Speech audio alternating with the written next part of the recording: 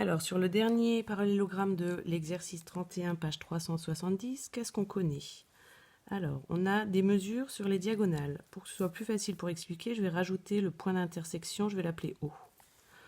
On sait que RO mesure 5 cm et OP mesure 3 cm. Et comme dans un parallélogramme, les diagonales se coupent en leur milieu, si OR mesure 5 cm, alors ON mesure aussi 5 cm. Je rajoute le codage.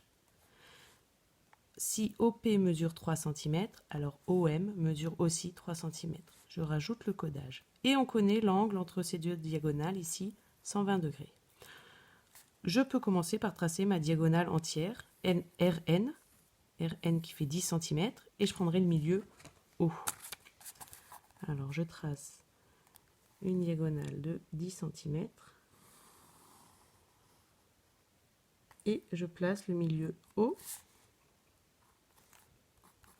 Je place tout de suite mes lettres R, N. Ensuite, il faut que je fasse l'angle de 120 degrés.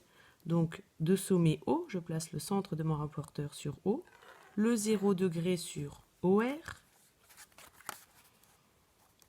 Et je vais tracer, donc on suit bien 0, 10, 20, 30 jusqu'à 120. 120 est un angle obtus, plus grand que 90. Voilà, 120 degrés. Je sais que OP mesure 3 cm.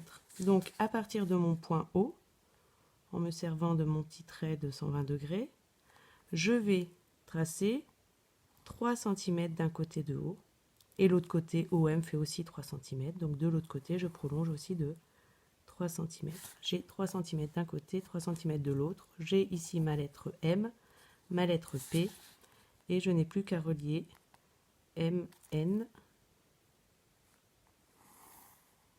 NP, PR et MR.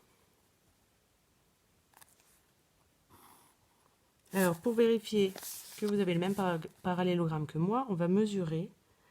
MN fait environ 7 cm comme RP.